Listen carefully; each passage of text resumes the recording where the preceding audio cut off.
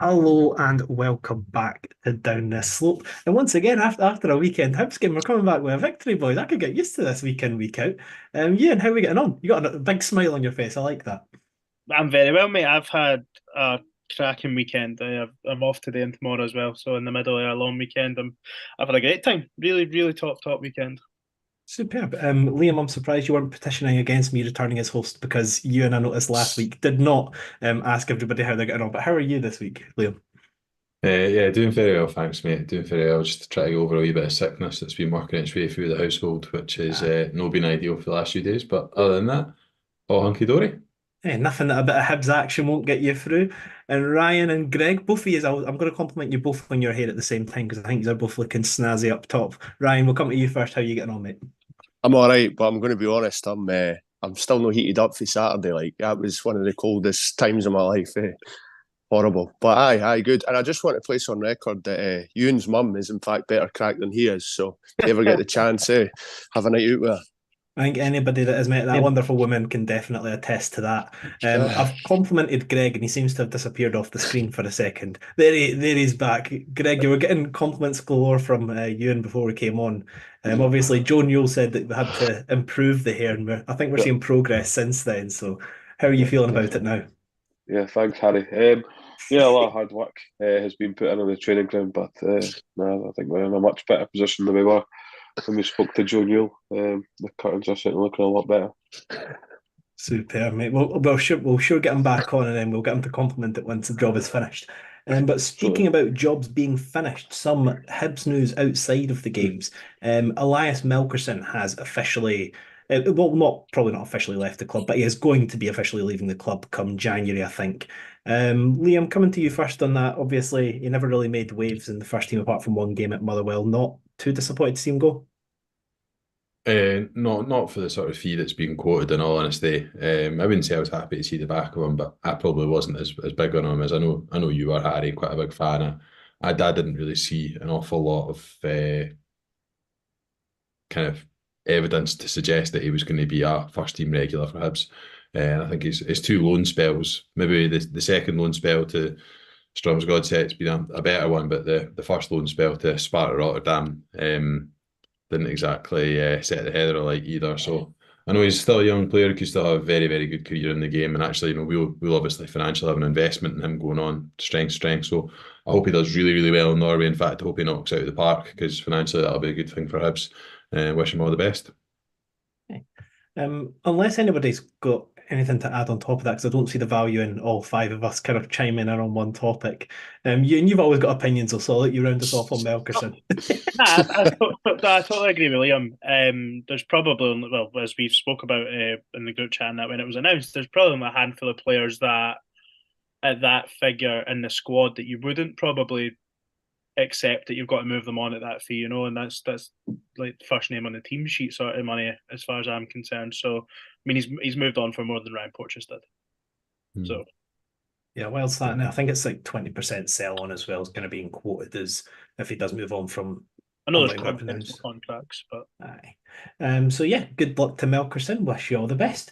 And then the other big news, that's not I've not really seen it reported anywhere official, but the Bill Foley, I believe the name is, supposed major investment coming into the club. Greg, any instant thoughts around that? I'm just kind of happy to see us bringing another person. Or are you a bit skeptical because we don't really know the details yet? Well, it's always a difficult time when a new investor comes in. You don't really know what they're expecting or what's going to happen. But look, I guess he's been pretty successful where he's been. So I suppose we need to probably be quite hopeful. But I just don't want Hibs to turn into a club that play like a Man City or whatever. I'd like us to see keep a bit of soul in the club, but it's always a danger when these investors come in and they just rip the arse out of the place. But we'll see what happens. yeah, I It's mean interesting. you go, you go then. No, it's interesting that obviously there was chat about other people potentially being involved. I think it's interesting the club have gone down the route of Bill Foley as opposed to maybe some other options that were on the table. Um, I think that maybe speaks to the direction that the club's going to go in terms of the overall ownership model. it looks as though the Gordons are still going to be around in some capacity in the medium to long term, which I know will make quite a lot of fans happy, and it will probably make other fans who maybe not so big on him maybe a little bit more sceptical. But I think you've seen the success that he's had maybe in other sports, but that success hasn't yet translated into football or soccer, as Harry and his American friends like to call it. So it's obviously still early days for them in terms of their football ventures. I'm just looking forward to Michael B. Jordan's first game at Easter Road. That'll be quite interesting. I think we were speaking about it just last night in the group chat though as well. Like obviously Girona, they're fully part of the City group, but they're obviously still having success as well. And so I don't think, whilst I get what Greg's saying about being wary and becoming a feeder club and whatnot, I think there is obviously still evidence to positives in it. And for what it's worth, that owner made a big decision to remove Gary O'Neill from his position, and they're starting to see the benefits of that. I think they've won 4 of their last 5 down south. Bournemouth obviously going in and winning at the weekend, so he's not been afraid to make big decisions already there that seem to have paid off. They have a point at top coach as well. Like Andoni Iraola, based on the jobs he's done so far in football, and actually, to be honest, based on his playing career as well, is I think will be one of the elite managers in Europe in the next sort of 5 years. And maybe after they had a bad start to the season, Bournemouth, maybe a lot of people were looking at it thinking, questioning the appointment, but they've had the conviction to sort of stick by him, and now they're getting results for it. So fair play. I think the early signs are there are good. Obviously, the other club that they won Lorient not doing so well, but I think traditionally they're a club that don't do very well. So probably not any huge surprises there. But Ryan, you know that we love segues and mixing and matching and doing things in a different order here. And one of our friends, Rebel Hybe, sent in on this What a man. topic. What a guy. He sent in, I don't mean to be negative, but I feel like the vast majority of Hybes are overly positive about the news of investment. Any change in ownership or investment comes with trade-offs and without any detail of what Foley hopes to get out of his investment.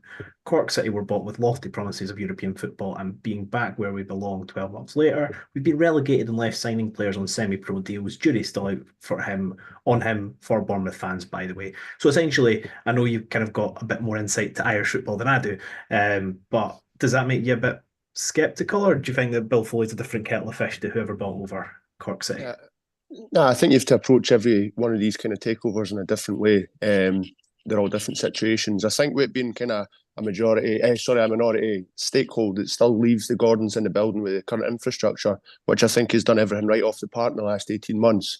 So them still having a big hand in things, you would hope that what happened to Cork City wouldn't happen to Hibs, and there would be no possibility of that happening with the current ownership still in place, which have done a great job, as I say, over the last year and a half off the park. So my hope is that all that stays as it is and there's no kind of conflict of interest.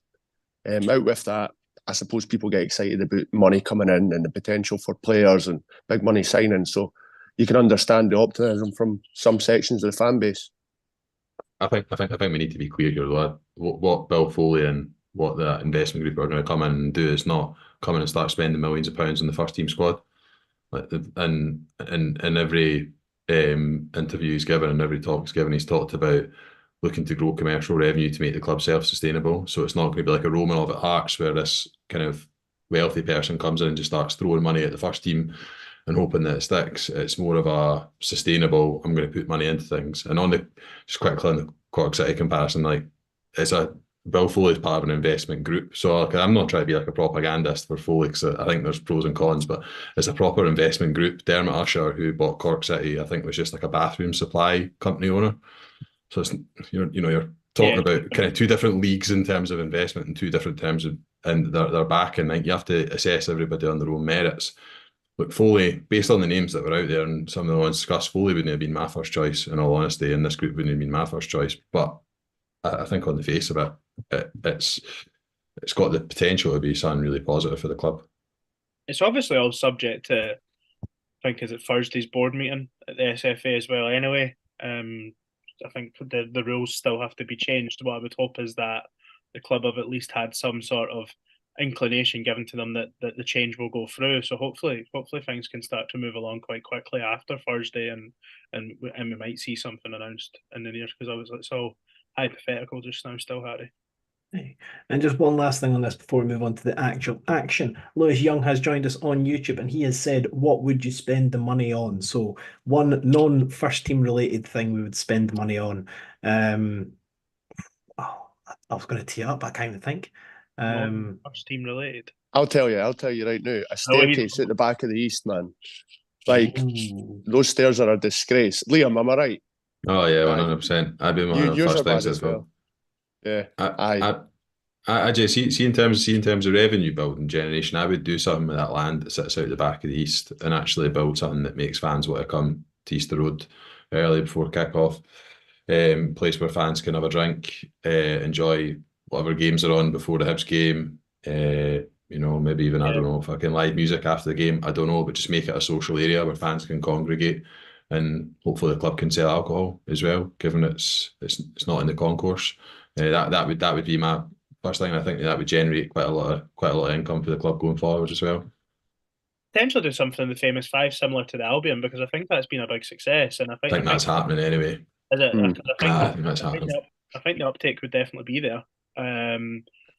There's a lot of I think what Liam said is a good point. There's a lot of sort of dead space currently sort of sitting between the sort of south end of the east stand and the south stand. I think there's a lot of space and they've stopped you from getting in that end this season anyway. So it's just a lot of dead ground as far as I'm concerned just now. Aye. You know what? I don't know if you've seen the pictures on Twitter of like the food you can supposedly get at Ibrox, but they've actually got like class food stalls outside the ground. So I've been seeing it. I'm like, I've definitely not seen anything like that at Ibrox. And then one of my mates is a Rangers fan was like, oh yeah, you can buy it on the way. And I was like, that's because you could charge someone decent enough to get a decent food stall out there. I'm just thinking, scrounge. You can tell where my head's at. Greg, anything on your agenda or not really? The West Stand's pretty boring. So yeah, it's got the Albion, but yeah, that's about it. Good The stuff. other thing we could spend money on to make us, like, if we were really wanted to be serious about the whole third force thing, was spend so much money on youth recruitment and youth facilities that essentially we become the number one sort of preeminent club when it comes to youth development in Scotland. And just the old firm Glasgow clubs, they spend a lot of their money on bringing players in from abroad. Actually, if we wanted to do something that was really purposeful in our community, it would be to make sure that we have the best young players in Scotland at every single age grade.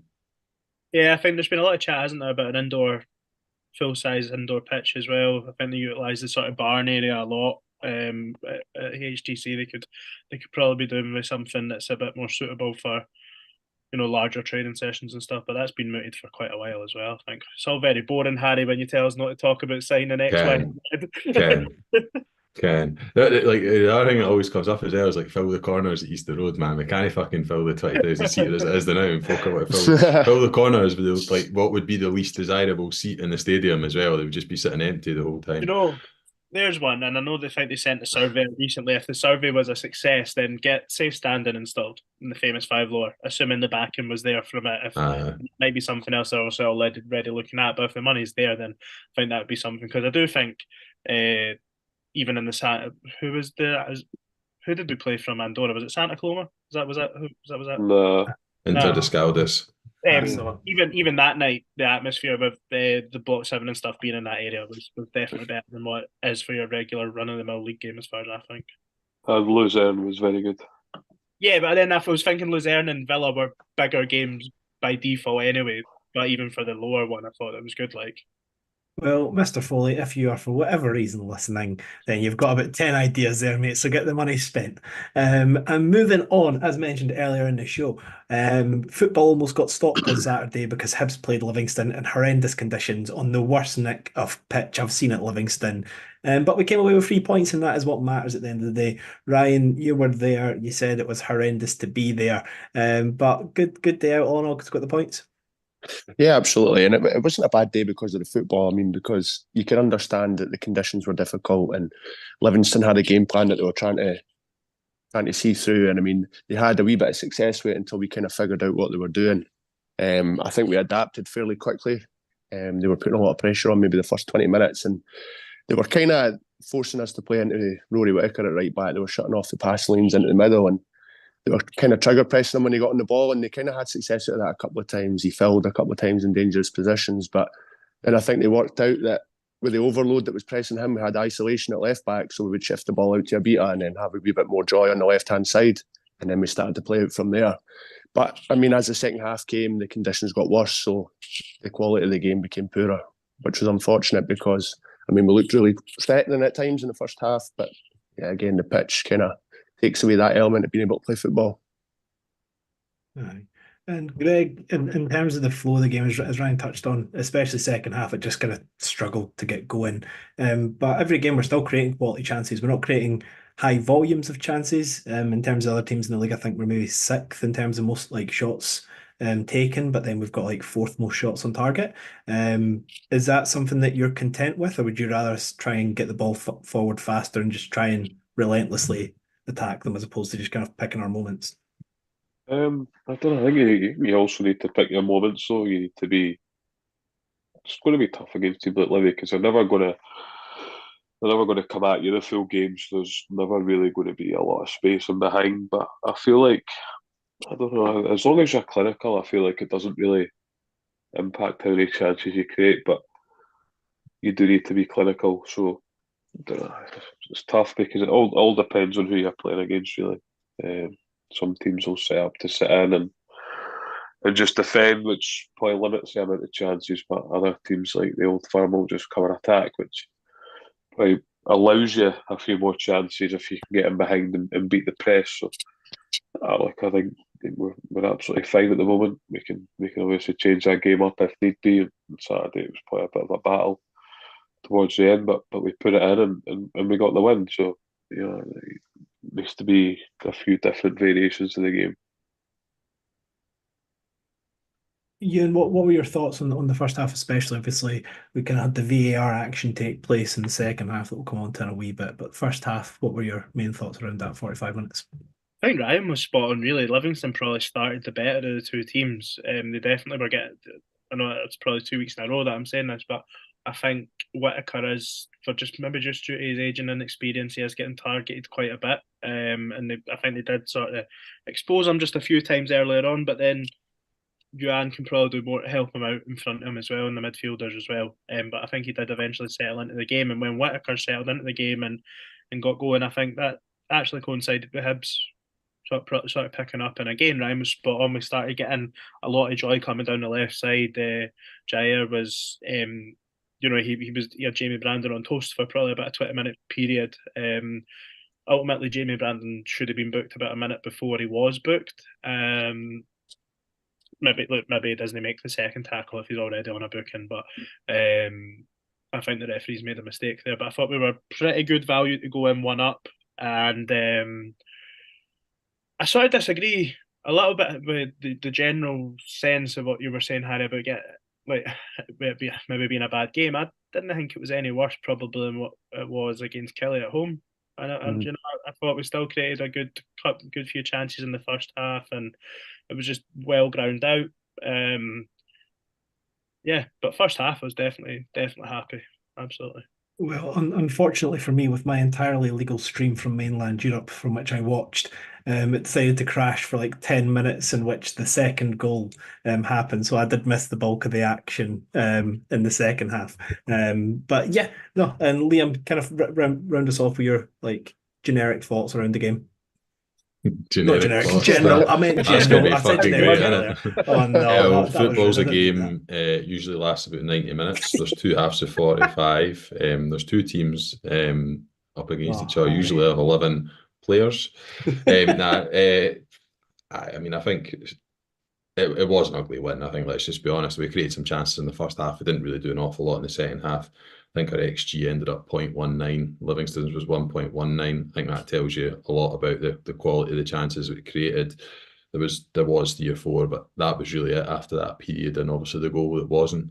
I did think that we would see the game out at 1-0, and honestly I wasn't overly worried, but I think that probably says more about the quality of the opposition and the quality we have. Curtis Guthrie's now played 34 games in the league, still hasn't scored a goal. I think he could play another 34 games in the league and not score a goal based on the type of player he is.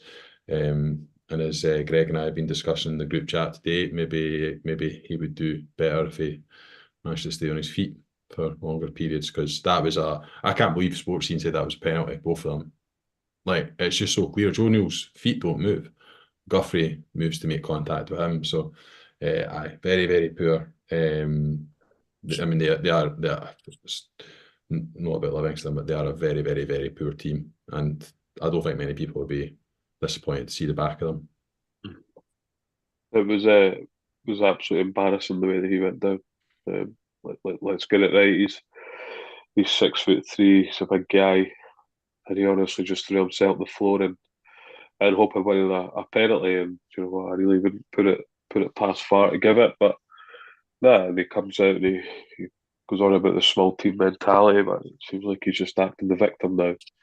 And it seems like David Martindale started doing that as well. Like, I didn't actually mind Martindale, but now he's proper victim mentality, and he's going about finances all the time and elitism and elite level sport. It's you know what? If they get relegated, I really would not be sad. I think he's just lost all sort of passion and fire. Yeah. I think that's Yeah, coming absolutely. massively late. I think he would have gladly taken the St Johnstone job if Yeah. if they let him go. Yeah, I Livingston think, are third in the penalties received off our table, by the way, behind Rangers and Celtic. Obviously, Rangers and Celtic. Who else? Rangers being first, obviously. I'm loving these stats, Liam. Got to say, Yeah, there's some man like. It's amazing when someone can contextualise them, Ryan, isn't it? Right, move on. Listener questions. We'll get some I'm of them away. thrown in. I'm not playing anymore, boys. That's it. Reflecting back from the weekend, one I agreed with quite a lot. Andrew Brown saying, and not pretty, but we got the job done. The pitch was the worst I've seen at Livy. Looked like a threadbare carpet in places. Saturday will be much of the same. We'll need to scrap and battle for everything. Would take another 1-0 Hibs right now. Kirby Nisbet with a question. He said, what are your thoughts on the bromance between Martin Boyle and Jair Tavares? Can Jair fill the void left by Ryan Porteous? I've not been at many games of late, so I've not really seen that in person. Can anybody comment to a brewing bromance between Boyle and Tavares? Just the celebrations and stuff. And did you not see them on Twitter after the Dundee game? I think maybe, but do you know Jair's sort of crowd interaction throughout every it's quite enjoyable now, you know, like it's the sort of stuff that, do you know what, some people will probably not like it. Some people will probably be screaming at him with focus and all that, but you know what, like he's had a tough year or so, and you can see that he's up for it, and he's got confidence and stuff, because you know, like he's giving me fist bumps and stuff if he, like I remember it was Aberdeen game, he intercepted a pass or something that sort of stopped a counter, and he reacted to these stands and stuff, and I really don't mind it at all. But with the bromance, he hit out that wee Ronaldo thing when Boyle scored right in front of him, but Boyle didn't look like he was taking him on this weekend. Like, she's just on the crowd interaction. I think that all feeds into his confidence as well. If he's not confident, he's not playing well. He doesn't do that, so that's maybe a kind of sign that he's feeling good about himself. He's feeling good about the way he's playing. So I really don't mind it at all. Quite enjoy it, actually. Too many folk, you know, like you'll see football players where you look like they didn't want to be there. I think that's the last thing you could accuse it of him at this moment in time. Like, I think he's thoroughly enjoying his run in the team, and you know, he's playing well, and I think that just adds to the whole sort of enjoyment of the fan as well. You know, like when you can see someone's really enjoying being on the pitch and the confidence there. Like Ryan commented to me during the game just after I think it was after Brandon got booked. We seen him get bullied there at Livingston just over a year ago at the start of last season, and he never got a kick. And then on Saturday, especially in the first half, it was just, the confidence was oozing out of him. That is great to see. It really is great. Also, there was a couple of physical tussles that he was involved in that he came out with the ball, which is night and day from the performance that we've seen. What was it? His first start for Hibs? Was that his first start? Yeah, I think he started at Kelly. So it was night and day. I mean, you would never think it was the same player because, like Ewan says, he was bullied there. Do you know? No, definitely. Speaking of Tavares, I think it's fair to say he was one of our top performers again. I thought he was really good. But another player that I thought probably deservedly man of the match, Paul Hanlon, was terrific. He's one of those players that every single time the club do anything wrong, people point to him and Lewis Stevenson and say how they're the problem. But Paul Hanlon, if that's a problem, let us have problems every week, because I thought he was magnificent. Greg, as always, when it comes to defender questions, I come to you first. Talk about the big man. Very good. Left footer on the left side, 10 out of 10. Yeah, been a big fan of him probably for the last series. I feel like he's proper turned a corner. But I thought he was excellent. Probably would have been a penalty at the very end if the boy was onside, but yeah, we got away with one there. But I suppose we drew a bit of luck off that. I mean, you get it's Harry. You said we're coming on to it. Can we come on to that now, or Come on, to sorry. the VAR? Ah, yeah, crack on. Like, he's fallen over. Is that a pet? Like, should that be a penalty? I know he's offside, but if he's no offside, like, he's tripped up and he's fallen. If it's hit for like 2 yards in front of him, like, is that not incredibly harsh? Even if it is I don't think his hand's in an actual position. If that was His the other way, his hand's way up. I'd be screaming for a penalty if it was against Hibs. Like, he got tripped up by Jago. Like, you didn't fall with your hands at your side. Okay, but if you didn't, then your hands are all over the place, and if it gets hit, then bang, penalty. I think you're on your own here, Ewan, to be I'm honest. just wondering. No, I don't think we should be, but those are still maulers now. I mean, that's not being good. We'll stop wondering. No, I would say I think I was the only person within like a 10-seat radius of me, Ryan, and my mum that went, that's a handball. As soon as I seen it, I was like, that's handball.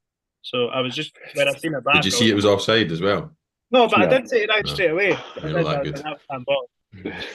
It was hard to tell in real time. It was hard to tell. There was a lot going on. Nah, he's never lied out.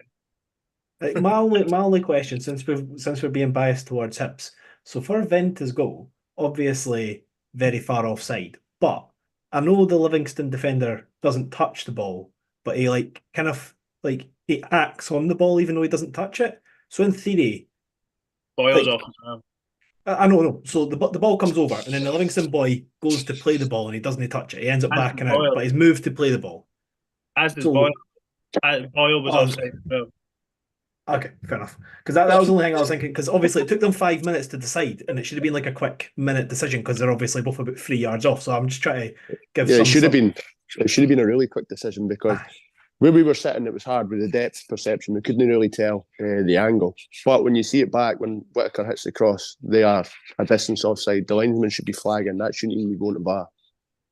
Well, they managed to get that one in the right order. At least they just checked on the VAR instead of sending the referee to screen to check the instantly to check the offside, man. Like, I know. Genuinely, like, I mean, this is why we talk about lack of faith in the system and lack of faith in the people that run it. But see when you kind of get a basic process right. Like, see if there's a process that you do every day at work and you kind of get it right. There's an issue. Yeah, there's a training issue there, I would say. No, we tried to avoid VR as much as we possibly can over the last month or so. No, we didn't. I don't know. I think we do, no? No, it's said in the group chat, and it's said in our quick meetings before we start the pod. And as soon as one of us mentions it, it's a 5-minute segment, mate. Ryan said no VAR last week. We talked about it for about 20 minutes, man. I know, man. It's just tedious because I don't think, regardless of how much we talk about it, like I don't think it's going to change anytime soon. I don't think anyone's listening to us, right, to be honest, on VAR. So but you need to talk about it. I'm not saying they're listening, but it's not something I enjoy talking about, to be honest with you. The Livy announcer, by the way, as soon as anything was to go in favour of Livy VR, he's announcing it straight away. See all the other checks and that, like, you're sitting in that stadium and you've genuinely not got a clue what's going on. Obviously you've got the telltale sign if the ref stands up, but you've got no idea. But could you hear this on through the stream or anything? Every time he announced a sub or whatever, he would tell you who they were sponsored by and everything. So a substitution announcement would take about verbally a minute and a half. Like, it was fucking. Who is the announcer at Livy? Martindale. But it would be like coming off as number 4, sponsored by ABC, like, and it was just, it was a nightmare. Honestly, it was just such a fucking hole. It really is. Mm-hmm. Well, announcer at Livingston, if for whatever reason you are listening to Down the Slope podcast, get that sorted, mate, because our Ewan's not happy at all. But just before we move on from the Livingston game, I think we've pretty much covered everything. Is there any other performances that we've not touched on? Obviously, we mentioned Hanlon, Tavares. Is there anybody else? I think Marshall again, another couple of really good saves. He's been on fire the last 3 games. He's been really good. Well, I've kind of wiped Celtic from the mind. I'm not counting that at all. But yeah, I think Marshall's been on fantastic form. Definitely his best spell at the club, I would say. I agree with you. I also think Campbell deserves a mention, though, coming on to a position that's not natural to him, and he looked absolutely solid, dogged, determined, got on the end of everything. Headers, interceptions, clearances. I don't know how long he was on for. Was it 10, 15 minutes? But he really gave us a bit of stability and security at the back. Just a wee bit of nous, a wee bit of experience, a wee bit of physicality, done the job. Enjoyed his cameo, like. I can't remember, I spoke about a lot of folk, but Ellie Yuan at times was unplayable. At times, and he got the ball more centrally. He was running away from it well. And look, Martin Boyle's had a lot of criticism recently. Took his goal excellently well. Great finish. I think it did take a wee nick, but great finish. Would have been easy just to sort of lash at it and just opened it up and put it in the corner. It's a really, really good finish. And neither Greg nor Leon want to share the love. But I saw the interesting, if you don't follow Pie and Bovril on the old Twitter, definitely do. That's where I get most of my football, Scottish football intake. But they shared Hibs have actually got 13 points out of our last 18. And I think that's kind of testament to the work that Montgomery's done. Obviously, there was a lot of draws when he first came in the door. We were staying unbeaten for the most part, but and 13 points in 18 games, if you've done that consistently throughout the season, you'd comfortably finish third, I think it's fair to say. So Ryan, coming to you because you like tactics. Are we starting to see the benefits of Montgomery's system? Is that kind of what those 13 out of 18 points are showing? Yeah, I would say so. I would also say probably since the League Cup semi-final, he's become a wee bit more adaptable to the league. He's managing to see out games. The management of the last 20 minutes and tight fixtures is becoming better. And I don't think there is a burning desire to play his brand of football for 90 minutes. If it takes a more direct style of play and to be a bit more gritty, then that is possible. So I think that him himself has probably become more adaptable. Maybe not so much his tactics specifically working to gain us points. And to be adaptable as a manager is a great thing, because we've seen throughout previous spells that people won't change and won't adapt, and that's to their detriment. So I think the way that he's going about things now in the last 6 games, we've been brilliant in terms of seeing games out. Look at Dundee, we were down to 10 men. Kilmarnock at home's a tough fixture. Aberdeen, Livingston's a hard place to go away, especially in those conditions. So I think he's probably adapted more than the players have at this point in time. And then using someone, so Mike Hibbs, that is, has said we've got a nice run going outside of Celtic, obviously, and now we have 2 winnable games, albeit difficult. What do you guys see us getting out of those 2, and how do you think we'll be shaping up going into the derby? Bit nervous because I'm feeling positive about Hibbs' weird feeling. Ewan, coming to you first on that one. Just in terms of, I think if we'd approached these next 4 games, like taking away the last 6 games we've just mentioned, we'd be going in thinking, oh, we'll maybe get like 6, 8 points max. But are we going into this thinking realistically we should be hoping for 10 to 12 points out of these 4 games? 4 games before the break. Yeah, no, absolutely. We should. I think we should be confident. We're playing some decent football. We're winning games. We're grinding results out.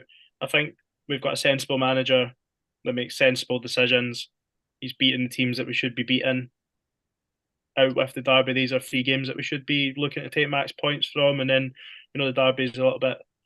It's a lot of different kettle of fish in it, but the way that we're playing and the way that they're playing now, you'd fancy us to be able to turn up in a game like that. That might be a little bit more open than the other ones, but yeah, 10 to 12 points would be fantastic. Like 10 to 12 points, regardless of who you drop the points against, would be an excellent return before the winter break, Harry. I think so. Even to be honest, if you go and get 8, 2 wins, 2 draws, I think that's still okay.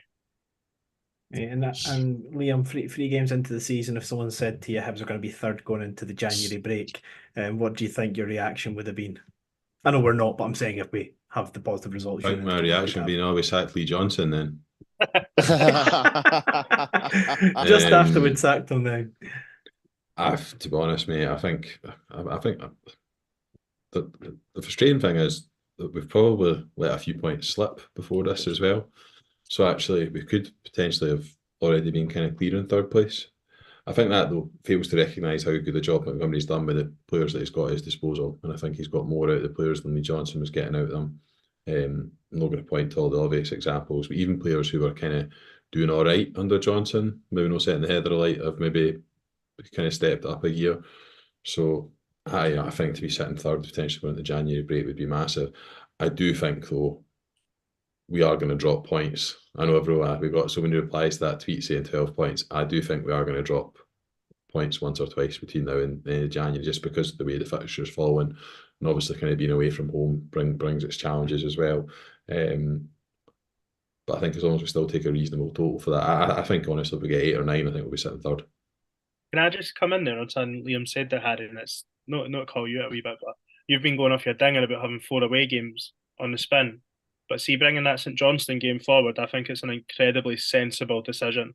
It really takes out congestion out of that festive period for us. It keeps it almost as sort of plain sailing as possible instead of having a 2 week gap. And then I know it looks stupid and feels stupid having 4 away games on the spin, but it gives you time between Hearts and Motherwell as well instead of having another game sandwiched in there, and it gives us time to recover where I'm assuming the other teams will still have games at that point. So I think that is a plus, and I'm starting to feel a little bit like the COVID season under Jack Ross. Like, I don't think we're playing fantastically well. I think we feel better about it because we're there, as we sort of thought at the time, but we're winning the games that we should be winning. That's the most important thing. So I think we've got to be optimistic. Sorry, I just wanted to say about the way the fixtures has fell. I actually think now it looks like a great decision to bring the St Johnstone game forward when you actually look at the calendar. Yep, I don't disagree with that. I just think if the schedule allows for any team to have 4 games in a row, the schedule's probably done something wrong, which I still think is valid, even if it is a good thing that we've taken away congestion. Before St Johnstone. But yeah, up yours, Ewan. Anyway, Greg, we did get a comment sent in by Ian 4546 who said we got away with the points, but playing tippy-tappy stuff in those conditions and on that pitch could have spelled disaster. Hibs need to be able to adapt more readily. Happy with the outcome though, and I'll take 3 points from the game against the Super Jays. Thanks. Do you think that's a valid comment? Do you think we were trying to pass it around too much against Livingston? Probably should have just kind of got it forward a bit earlier. Why are people so offended when Hibs play football? Like, why are people absolutely raging when Hibs pass the ball? Like, what do you want us to do? Just shell up the park? Just not bother playing it? Just punt it 50, 60 yards and waiting it coming back? Like, why are people absolutely furious that Hibs are moving the ball about and passing it out for the back? Like, you see it against Dundee when you beat the press, you're in, you score a goal. Oh, do you want us just to miss out? We'll no bother having a midfield, right? We'll just have 4 defenders and 2 strikers. Don't need a midfield, we'll just shell it. People honestly are really starting to piss me off with it. Like, you hear it up by us, and it's like folk losing their box when Hibs start passing it. Oh, come on, we're going to lose it. We're going to lose it. Just pass the ball. Like, much better team when we pass it. Like, I honestly, I don't understand why people have this idea that shelling the ball up the park works. Like, I'd much rather watch my team pass it. Pass out for the back, beat the press, score a goal. Like we done at Dundee. It's pretty easy. Like, I think players like Kelly, Ewan and that can drive for deep. They'll pick the ball up. They'll do something with it. You've got Jair, Dylan Levitt that can pick a pass, Joe Newell that drives. Let's just miss the quality players out and we'll just get Rocky knock it 60, 70 yards in the air. That's what we'll do. Right, and then we'll get Martin Boyle to try and win a flick on or whatever. I don't get it. Like, I really don't understand it. Look, I don't think Greg meant that as a fucking personal attack, but what he says is right. And see what the guy said, Harry, it is a valid point. Hibs didn't do that at the weekend, I don't feel. I thought we did change it up. That's so obviously everyone views the game differently, and we still took shorter goal kicks and stuff, and there was I think maybe one occasion where Joe Newell got caught out, and if Livy had worked it a little bit better, they could have had a chance. But as far as I can see from playing it out the way that we are, we're currently +1 in the goal differential chart. I don't think we've cost ourselves a goal yet from doing it, but we've scored a goal at Dundee directly from it. So I'm sure, look, as the season goes on, that might change. But right now, it's proven to be efficient. It's not a Also- personal attack, but we have actually kept clean sheets by playing football, believe it or not. So I mean, like, I just feel like people need to stop panicking all the time. Like, they spend 5 days a week working on this, I think as well, probably constantly, to be honest. And people are panicking because Marshall passes the ball to Rocky. Like, we've seen that See- Rocky Bashiri can pick the ball up and he can drive with it, or he can pick a pass. Like, just trust the boy. No wonder players start feeling nervous because you can feel it in the crowd that fans are feeling nervous. Just trust them. If they make a mistake, they make a mistake. But trust the process. Trust that what we're doing, because it's working and we look good doing it. You're spot on. someone Spot please on. release screenshots of Greg after Celtic game.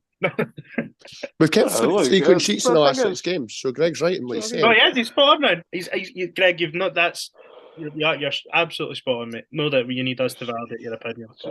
No, I don't. And the fact that you're agreeing almost offends me. Okay, I feel Greg's had that bubbling up for a couple of weeks. I put a random comment about the defence in a group chat, and Greg sent me back 18 pages, which again were accurate, but I think Greg's got a few gripes with the Hibs support at what they're getting angry at, despite the fact we're picking up points, which, as you attested to, is definitely valid. Just a couple of YouTube comments. Mike Small said, "Great to see Marshall revival needs to be recognised." Robert Stewart said, "Bob Stewart, what do you guys think about Melkerson transfer?" If you go back to the start of the episode, you will hear our thoughts. James Kinnabara, a Hibs fan channel, said, "Aye, but it's expensive having 4 away games on the spin heading into Christmas." So yeah, you and your Tory opinion haver. Aye, flip side though. But we'll have more home games tail Yep. end of the season though, so it all comes round, doesn't it? Yeah, indeed. Yeah, you do have to go. And then our If you favourite can boy, go, you guys, should go. Guys, our favourite guy, Kevin Maddox. Hi lads, Kev from you know where. Hope Yes. you're all well. Checking where next Europa final is, saying third place is in the bag. Best Xmas song, Grangemas Finest, Costow Twins, Frosty the Snowman. All right, so best Christmas song, I suppose, was the long-winded question there from Kev. I did that last week. We did that Yeah. last There's week. only we one did. winner. There's only one winner. So Yeah. Aye. Okay. It's Well, in you your quotes name it, next. Ryan, and there we go. Okay, thank you. Aye. And then yeah, okay. So that was the YouTube stuff caught up. And then one last thing just before we go on to St Johnstone game. January around the corner when we first got Montgomery as manager, I think we all wanted about 18 new signings coming in January. But as Liam said, kind of with the way that he's using players, like if you look at the likes of Rory Whittaker was a player we never knew existed, Tavares was a player we never thought was realistically going to get game time. Even the likes of Campbell had kind of fallen off. I know he scored a couple of goals, but he wasn't looking good. And even Deutsch, we'd pretty much written off before the season had started. Is the squad looking like it's good enough to get to the end of the season? I would say maybe 2 signings personally max in January. I don't want an overhaul. I always say that January signings are always a bit sticky. But for me personally, I'd want 2 decent that can make an impact on the first team signings as opposed to getting like 4th option type players. Harry, see when you Yeah. talk about making an impact on the first team, who are you talking, squad or starting 11? And if you're talking starting 11, who are you dropping? That's what I'm saying. So like testament to Montgomery, I don't think that we desperately need the options there. Like as I've said a couple of times, I think a different option at winger would be good. Aye. And then I still think we need a centre back, but I don't think that January is the right time to bring that type of player in. I think typically if you're looking at a centre back, you want a starter for another team, and it's going to come at a premium in January. So I'd rather hold off on that personally until the summer comes round. But is there anybody in particular that you guys would be looking out for, position-wise? I still think we could do a few positions, to be honest. I still think a left-sided centre half, potentially still a number 6. I think also maybe a left-sided midfield player, and I think a partner for Dylan Vente in the longer term. Yeah. That's the thing that we're lacking, because we're kind of doing this sort of really fluid thing, which is working well for us at the moment. But I think longer term, we need to have a partner, particularly for periods where Vente is out of the team for whatever reason, injury, suspension, or what have you. I do think that is an area that we could look. But like you, Harry, I don't really want to make stopgap signings. Like, last season we just went and got some loan players. That was the right thing to do last season because we needed something to arrest the slide. But actually, we're doing well at the moment, so I would only really want to be signing players that are going to come in and properly affect the first team. Players that are going to start maybe 15 games between now and the end of the season. I think that's kind of sort of calibre of player I think we should be looking to bring in. Quantity over quality. Quality over quantity. I think we need 3 that can come in and compete. At least compete. Sort of if it's a wide player, someone that you don't see a drop off if they come on for Jair or Boyle or Yuan. It's not necessarily for me people that are going to come in and demand starting 11, but people that are capable of doing that. And I'd probably be looking at, I think probably what's already been said, central midfield. I think we're maybe one body light in there, a wide option and a striker. Lafondra's injury worries me a little bit.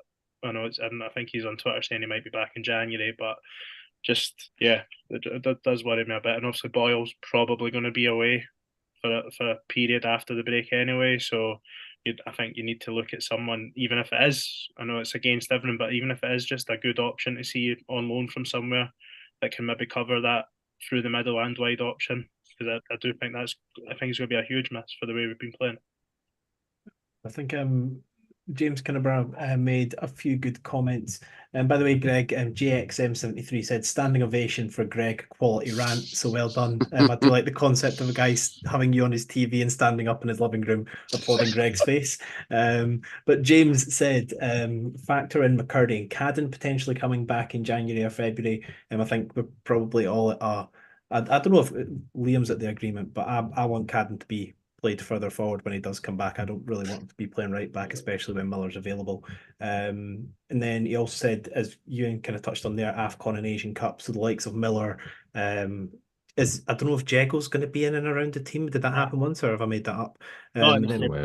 He's not been near it. Boyle's obviously going to be a Walcott, yeah. Is Rocky's team qualified? I feel he's been touted as going. Like, I feel that when that's been mentioned on Twitter previously, people have said. So I'll leave you guys to look. They are. They've qualified. Miller, Boyle are dead certs. Miller's definitely going to go because Strain at St Mirren's injured. Boyle starts every game for them. Rocky's been in their squads for the last year. Definitely, he'll be there. Mm-hmm. He's going. Wallacott's probably a hit or a miss, but obviously he's a backup. No, he'll go. He'll go. He plays, so he'll go. So you're definitely going to need. You've still got Boric and Murray Johnson. I wouldn't worry about the goalkeeper position for that short term. Miller's absence, Whittaker's proved capable, and whilst Harry, if Cadden can come in and be fit, straight out the break, then you probably do just play him at right back, and that probably lets you not do that. Or you recall Megwa would be the other option. Megwa right back, because I'll be honest, I would, if Miller's away for a period of 4 weeks, I would have concerns about Roy Whittaker being scheduled to start every game, just from a duty of care point of view for a 16-year-old. That kind of load of minutes of games. I think there's quite a few midweeks thrown in there as well. So you start the fixtures really kind of, it's a break, but they do fixtures come thick and fast with the cup and stuff. And he's 16 years old. He's acquitted himself, I think, fine. But you saw at the weekend teams are starting to target that because we've got the rest of the defence is pretty well set now. Do you know what I mean? If Cadden's fit, would you want to recall Megwa though? Because if say you recall Megwa and Cadden's fit, when Miller comes back, he's potentially missing out on an entire second half of the season of first team football to be potentially third choice right back. I think when Cadden plays further up for me. Cadden's not a right back. We've had this discussion numerous times, but Cadden's not a right back. I don't think it's a case of recalling him. I think he's due back in January regardless, isn't he? Megwa? Yeah, it's not. I'm sure Adrian are going to say no if they want. No. I'm just saying that's kind of the obligation of the loan is he's coming back regardless. So if they want to keep him in the building, fair enough. If they want to send him back, I'm sure there's reasons for that. So there's pros and cons to both, I suppose. I would say he would probably go above Harbottle in the pecking order for centre half cover. I think he's played there and acquitted himself well there. But time will tell with that one. But it's a very good option to have whether he comes back permanently or he goes back out. It's going to be shitey, hoping they all get pumped every week in every game in their group competitions and come back unarmed.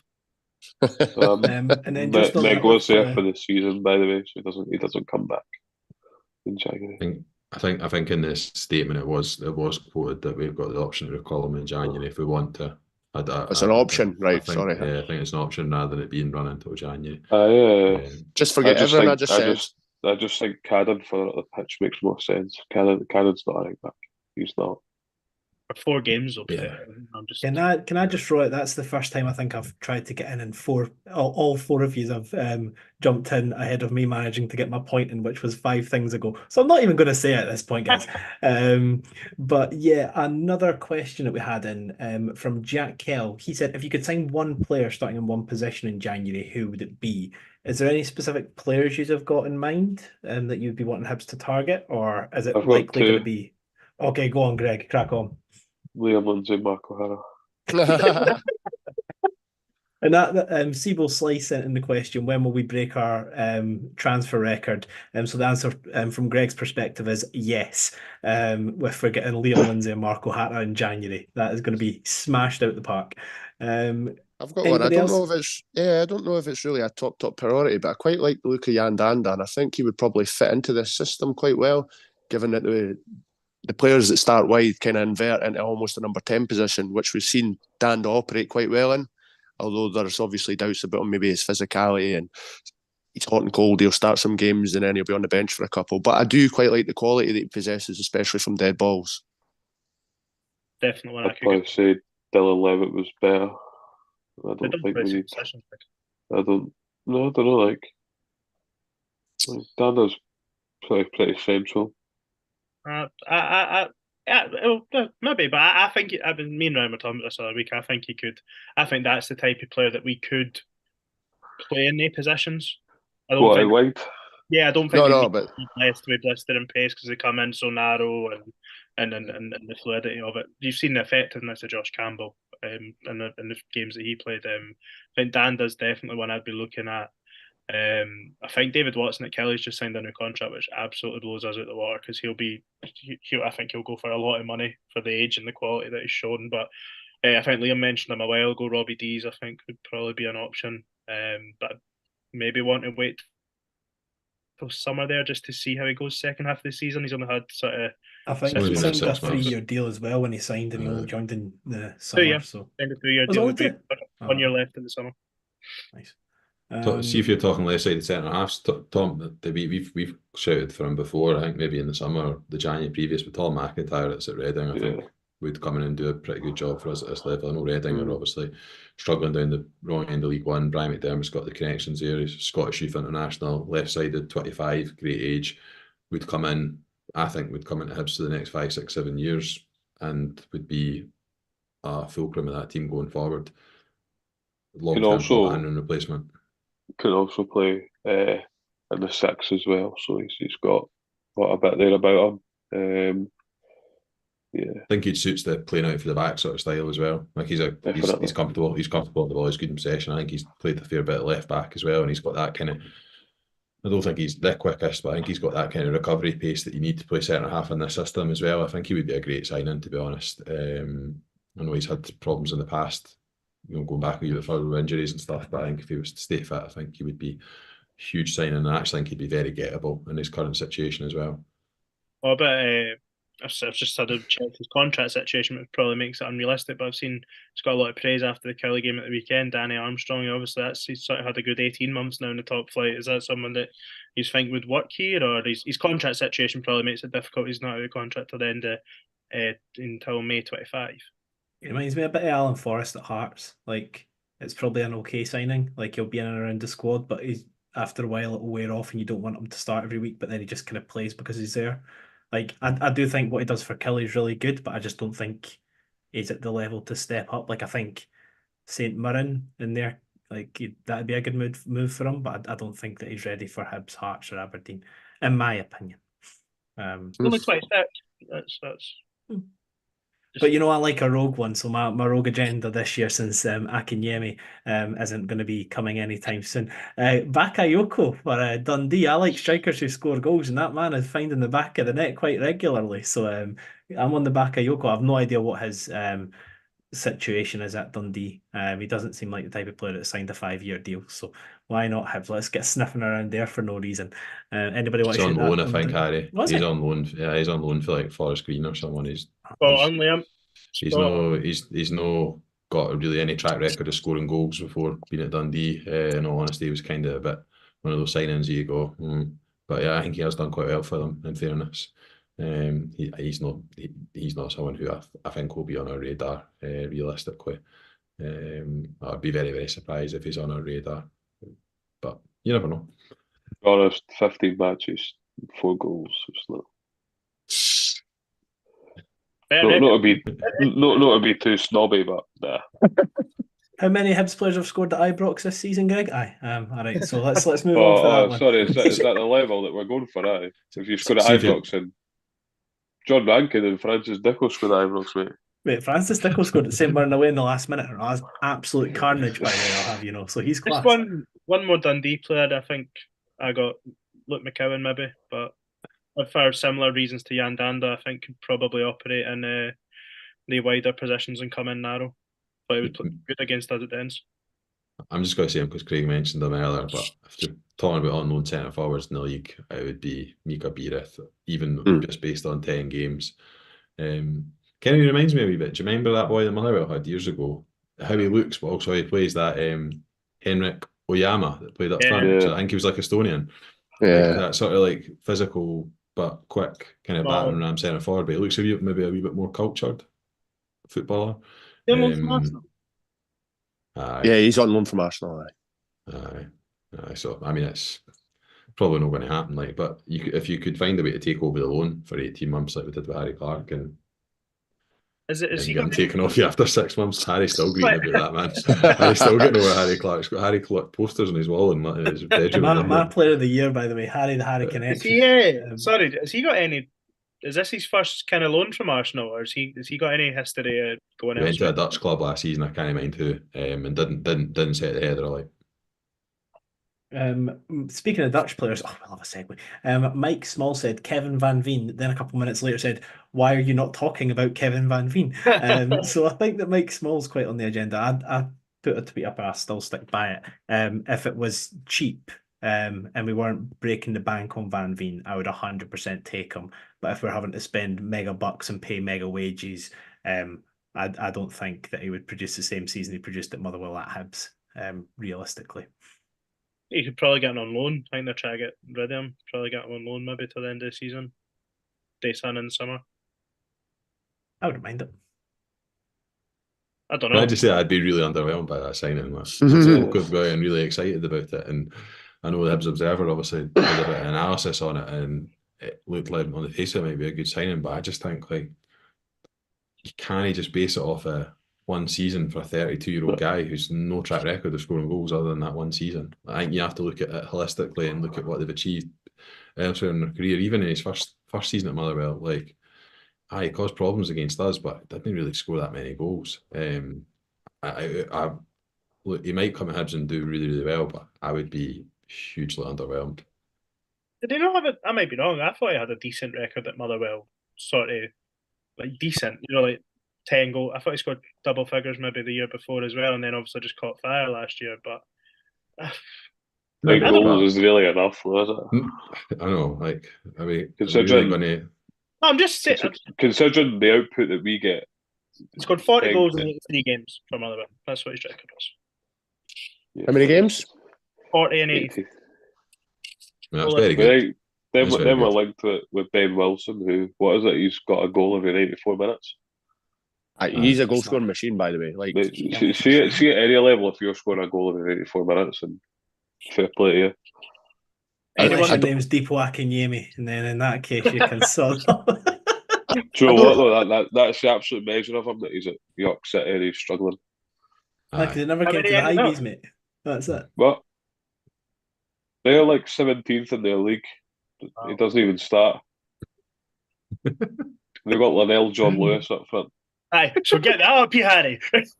Oh, okay. And actually, I never actually got to Jack's second part of his question. You know, Jack always likes to ask us a cultural one because we're very cultured men on this podcast. And he said, "What has been your album slash song of the year?" Album for me was either Let's Start Here, the new JPEG Mafia album, or the new Andre 3000 album. And song for me was either ATM in Charlotte or Sam 62. But how's that word pronounced? PSALM? Is that Pam or Sam? Sam. Okay, I didn't. I was worried you would watch that back and roast me. Any particular songs stand out to you guys this year? If it's not like a new song, you can give an old song as well. I'm terrible at this type of thing. Virginia Beach on For All of the Dogs. For All the Dogs. Honestly, nothing's coming to mind for me. Like nothing. I'm so bored of my music. I just listen to the same shit over and over and over. Couldn't tell you. You didn't want me to answer this question because I only listen to one type of music repeatedly. All right, but I'll give you an album. Air Oak live at Brazenhead. All right. You tell him, Ryan. Mine's is probably so mainstream and boring, but the song I probably listened to the most, although it didn't feature on my Spotify Wrapped, probably Sprinter by Dave and Central C, which I know is a pretty cliche answer, but it's a fucking tune, like so good. Every time it comes on, after a while, I still love it. I have never listened to a Dave song, I don't think. What? You will have heard one. You will have heard one. You'll have heard Dave songs. My daughter was born to Location by Dave. That was the song she came out to. You get to choose. You get to choose your playlist, and obviously we put mostly like kind of quite sentimental, soppy songs in the playlist. And the only one that wasn't soppy and sentimental was "Location" by Dave and Burna Boy, and she came out to that, which is something I'll be reminding her of when she's older. I'm just looking at his top 5 on Spotify. Sprinter, Meriden, Location, Starlight, and UK Rap. None of them are jumping off the page to me, honestly. That Location one, maybe, but I'm not. Honestly, I don't think I have genuinely. Dave's not obviously made it as far as Clackmannanshire just yet. That's it, mate. It's not quite got past. I'm sure Dave will be losing sleep that you and Wilson because they listen. It's just because Liam said it was mainstream and that. Honestly, I was more demonstrating the fact that I've got no fucking clue, Greg. I promise you'll have heard one of his songs on the radio at some point or in a shop or something. You will have heard them. Does he do rebel tunes, Ryan? I've not heard them. Can I just wrote down that Liam's been like, all right, hold. It started, push. I fucking skipped that. To be honest, like Dave's album Psychodrama was incredible. I would highly recommend you go listen to that, Ewan. Will do. Random His performance at the Brits years ago about black. You've seen that. That's quite something. Like, yeah, I've seen that. Yeah, I've seen that. But that's our music stuff. Jack, actually, what you need to do, send us a screenshot of your Spotify Wrapped, because with the amount you go on about music, I reckon that Jack has got like 120,000 minutes listened to. That's my guess, Jack. So don't let us down. Send us a screenshot. He should be the one answering these questions, not us. Like our pop culture references are pretty weak. We'll get him on for an episode. Honestly, they'd run rings around us. And he did, by the way. I'm sure he sent one in last week. Did he send the whole thing? I thought he sent a screenshot. He has been one of his top podcasts. I didn't think he sent the whole thing. No, I'm sure he sent it. Let me see if I can find it. Anyway, whilst you're finding that, I'll bring us back to St Johnstone for a second. Obviously, we are playing the trophyless manager, a man who has been to finals, a man who has been in the game for God knows how many years now and has never won a trophy. Craig Levine is in charge of St Johnstone, and we travel up to Perth. And in fairness to him, he has kind of turned around their fortunes a bit. They were rooted to the bottom, and now I think they're up to second bottom. So one small step for Levine is a massive step for St Johnstone. Guys, I don't really anticipate much of a different game from the game we just seen at the weekend. I think it'll be Jeff Ashton said to the Livy game, anyone on that shitty pitch in no shitty conditions is a good win. Didn't expect anything else really spectacle. Jair continues to impress, no duds on Saturday. Defence really good. Expect a attritional game in Perth, but with slightly better surface. We should have enough. 2-0. Do you think Jeff kind of nailed it there? I think attritional is probably a good way to sum up what we expect on Saturday. I think he's bang on about surface as well. That surface, when it gets wet, the ball just skids out of play or into the goalkeeper's arms whenever you try and play him behind. think he's absolutely spot on with it, to be honest with you. Big I've got a mate that's a St Johnstone fan. He said the most noticeable difference under Levine is that they're really organised and that they're kind of set up with a game plan. So it's about breaking that down and taking our own game to St Johnstone and making them adapt to us. Just a shame that there's no Joseph on Saturday. That'll be a big miss. Will be massive. But then he picks up so many stupid bookings, it's not really a surprise. No surprise it's taking this long, again. To be fair, the one on McGrath was a bit of a shocker, like that. That's what it is. Funny. I think he will be a match. I actually don't think we can underplay that. Jago and Levitt, albeit Levitt's got incredible ability, neither of them are blessed with the legs that Joe Newell has. Right, pervert. Fuck off, Harry. Athleticism. He's got all the legs, the hair, the face.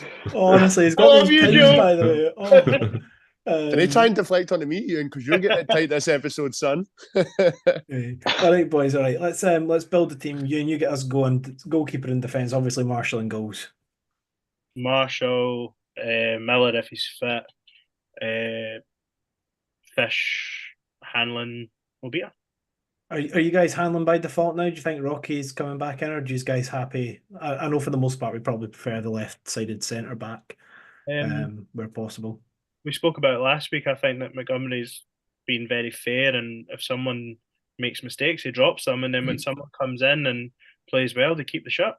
We've seen it with with Josh Campbell, so I think it's unfortunate, but Rocky made a couple of errors at Celtic Park, and Paul Hanlon came in and got man of the match. Can't drop him. I think I maybe a bit harsh on Rocky. That I would say Fish had a worse game than Rocky did at Celtic Park, and Fish kept his place. If I'm honest, I thought it was a bit harsh on Rocky to be dropped. But yeah, a tough one because obviously Hanlon's come in and played well. Bit of a selection headache, but as the cliche goes, it's nice to have these problems. Who thought at any point this season Hibs would have an issue with which centre halves to pick because they're all playing well? And then, in terms of the midfield too, is there any debate? Is there any way you can change? Could you potentially drop Campbell back in there, or are we just thinking Levitt and Jago is what we're going to rock with? Maybe actually, Harry, I didn't really think about that. Maybe. Ewan's wrong. Levitt and Jago. It's going to have to be. It's just going to have to be. I noticed that Levine's back to playing the 4-6-0 again. He employed it against Celtic low key, and no one's talking about it. But he didn't play a recognised striker against Celtic. He might well do the same thing against us on Saturday, kind of pack the midfield. So we will need legs and energy in there. But I don't know I genuinely don't know if they'll be on the front foot enough that we need a screener in front of the back four. Because I think they'll show no ambition whatsoever at the weekend. Would you go Campbell? Are you ready for a hot take that I'm quite on board with? Not for me. I can't claim it. Well, Dave Graham's picked up the game script and he said Hibs 3-0, Hanlon Vente, a beat a volley, and then he said Levitt and Rudy Molotnikov. Don't mind it. Don't mind it. Aye. It's light. Come on, Dave. Come on now. In fairness, Molotnikov when he came on the pitch at Celtic Park was putting himself about the place. Like, good to see that Dave's taking time away for just pestering Joey Barton on Twitter. Just send that in. Can I, sorry, just with it, does Dave have Joey Barton's tweet notifications on? Just if Miller's still out, we've spoke about Whittaker there in terms of playing games and stuff, and would Campbell be a shout at right back, or would you go with Whittaker? You just stop talking, mate. Well, I'm just everything that we've said so far is you can't play Whittaker too much, you can't do this, he might need taken out and stuff. He gets subbed after 70 minutes, and then the player that comes on in his position, it's a fucking ridiculous shout to suggest that he might play. Yeah, it's ridiculous. Yeah, it was a ridiculous substitution, to be fair. Campbell, who plays off the striker, to go to right back. Like, I'll be honest with you, please let's just settle it. I thought Campbell was fantastic when he came on. I'm not shouting for him or advocating for him at the start there, but he was not a right back. Like, we've seen this before. No. But listen, he done the job that was required on the day. I'm not saying that's where he plays now. What do you mean for 15 minutes? 15 minutes. You're not getting But what you're I'm asking saying, to play though. 90 minutes. No, I'd rather a I'm. right back, You're not regardless listening of to age, me. played at right back. Josh I said- Campbell is not a right back. Nobody wants to play him in midfield because he's not physical enough. And he's not got the minerals to play in there. Let us play him at right back. I missed the part where I said I wanted to play right back. Absolutely mental. No, it's aimed at you, to be honest. You're just talking. Hey, I'm not being funny. I picked my team and had Miller in. I just was asking the question because we said that Whittaker shouldn't be getting overloaded with games, that he struggled a wee bit. Teams are pinpointing him. Ryan said earlier how well Campbell played, so I just thought it was a discussion point, Greg. But don't worry, that's all right. No, that's It's a not a podcast, discussion I point. can talk. Okay. And then if we look at our front four, that hopefully causes less arguments. But I personally, we put a tweet out earlier, and in my front four, I went for Tavares and Boyle on the wings, and then Vente and Campbell. I know Campbell's technically not up front, but in that kind of rotational position, whatever he's playing with the rest of the guys. You might just lied, Harry. Just be talking about how he's going to play right back and never say, I'll play up front. I know, like that's testament to the versatility of the boy, though. Like he's literally getting thrown all over the pitch, and he's, in my opinion, making a positive impact every time he's playing at the moment. I don't think Campbell's had a bad game in well over a month now. Again, if he played bad against Celtic, I don't care. I don't count that game. But yeah, so would you guys have Yuan in? Obviously, has played directly, led to the goal. Do you think that's enough to keep him in the team sheet? Yeah, fucking battered him. That's worse I think you than need to play. I think Ewan's numbers speak for themselves, but I think the kind of team that they're going to set up with Liam Gordon, Ryan McGowan, is it James Brown, the right back? Yeah, I mean, they're agricultural footballers. Like, let's not silly ourselves with going down their game, and let's play our technicians and just out football them. And Ellie Yuan's probably the best technician in the forward areas that we've got. Play him. What are we saying for central midfield then? Because we sort of got really distracted, like with Newell being out. I think we just said Jago and Levitt realistically, and then if we were getting funky with it, we can mix it up. But realistically, that's probably what it's going to be, and what we'd probably do if we were in the dugout, wouldn't we? Liam's spot on what he says about Yuan, though. Sometimes you do need a bit of individual quality to win games like that. If it's a 1-0 win, you maybe need somebody to take a man on and produce a moment of quality in a scrappy affair. And he would be the man to do that. He can be frustrating at times, but he does come up with the goods. Yeah, absolutely. Do you know, wee fun fact for you, Ellie Yuan's 6th out of 10 top 10 French players for goals and assists. Seen that. Brilliant. For Abdallah Zabir's number 10, but Ellie Yuan's 6th. I like how you didn't specify Hibs, so it could have just been any category of French player ever. Just he's number 6 out of 10, guys. That's what we need to know. Are you gonna? Who's number 1? Benzema, I think. Player. It's no for Hibs. It's in general. No, it's no for Hibs.